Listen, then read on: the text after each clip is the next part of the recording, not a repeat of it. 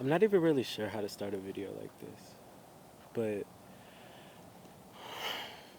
these last few days, I've kind of really just been kind of really by myself.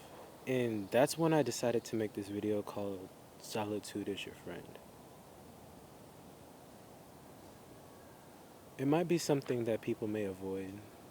It might be something that people don't find like light in. It may be something that people don't really find useful.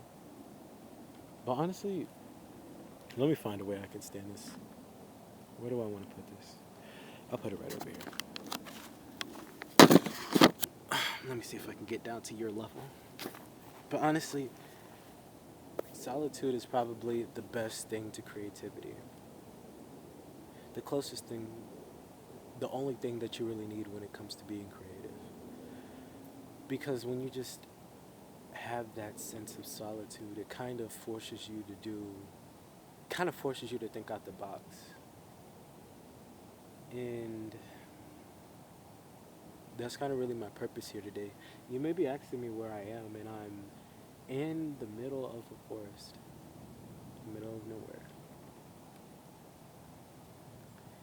And I wanted to make this video for the purpose of showing fellow creative people my creative process and show them creative my creative flow, as well as maybe help somebody find their creative purpose. So first, we are going to take a picture of the trees. These beautiful, beautiful trees in this very refracting light right in the back. You see that? Let's get to it.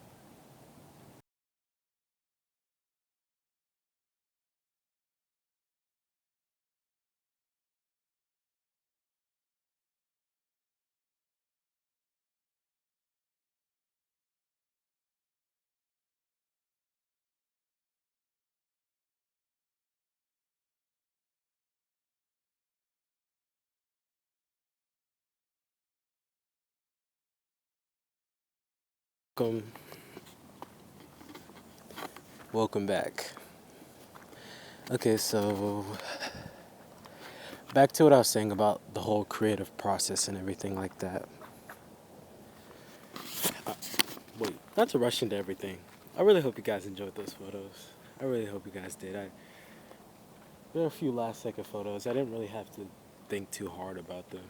They were kind of just all set out for me, so I was just like, perfect shot.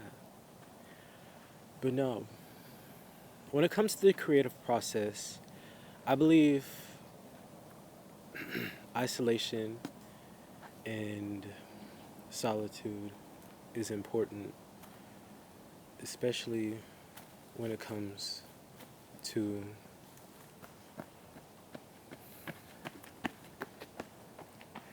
I believe sorry, a person ran right by me. But I believe it's especially important to have solitude because when it's just something about thinking outside of the box more likely. Back to what I was saying. That when you're alone, you kind of just, it kind of forces you to be like, what could I do to make better of the situation? And very early on, that's something that I didn't learn to take advantage of, like as a kid, even like early on in my teen years. But now it's a bit different because I'll do this process where when I'm in the mood for creating something, I will separate myself from, I wouldn't say everything, but I would separate myself from a lot of the things that I daily indulge in. Like maybe I won't respond to everything and everyone within a few hours. I'll just spend some time just thinking. That's the first thing. That's the greatest attribute when it comes to being creative. Your ability to think by yourself. Your ability to sit in silence and wait for an idea to come. So that's the first phase. I'll usually sit for a few hours, either by myself, meditation, or whatever it may be, and I will focus or I will come upon an idea of which I want to do. On to the next phase of this video, water. Everybody knows I'm a Cancerian. You see the little chain. Water's my favorite part of nature. Not just because I'm a Cancer, but because how calm it is, or because how it makes me feel. So I'll be getting into that right now.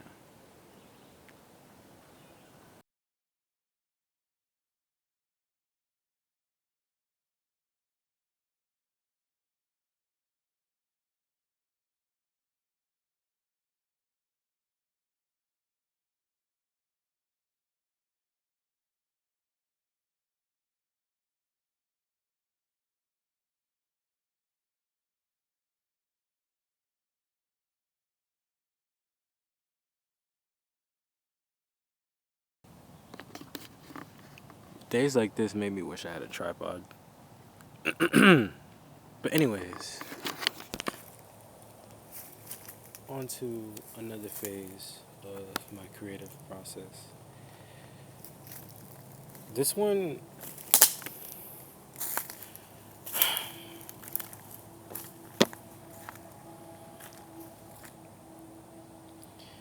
this is probably one of the more important aspects of it, and that is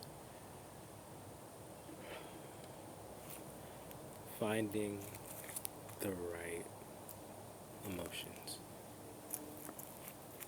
That might only be because of who I am, but have to know how you want to go about this creation that you're gonna do, and how you generally feel about it. Because how you feel when it comes to your work reflects. If you were angry at the time, it will reflect. If you are happy in an amazing place, it will reflect. If you are sad, it will reflect. Not just for music, but for art, for photography, for cinematography, for whatever you were doing at the current part in time. Your art always reflects how you feel at that point in time. And just kind of, I guess this kind of plays into the mindfulness of it all again. Because I truly believe in order to create the best things that you want to create, I think that you have to understand what it is that you create, what it is that you are creating, and how you feel about it, and how you want to go about it.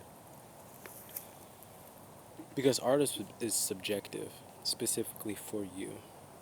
So you have to have a feel for it. You have to have a feel for your own artwork and how you want to create it. Whether it's with this passion, with this aspiration, or maybe it's with this angst, whatever it may be. I think that when you go about your artwork, I think that it always has to have some kind of emotion. It has to invoke something upon its viewer, or else maybe the artwork won't be as good enough because it doesn't make you feel anything. Art is supposed to make you feel things that aren't even there. That's the beauty of it. It's supposed to make you feel things that maybe don't even exist. And this segment of the video is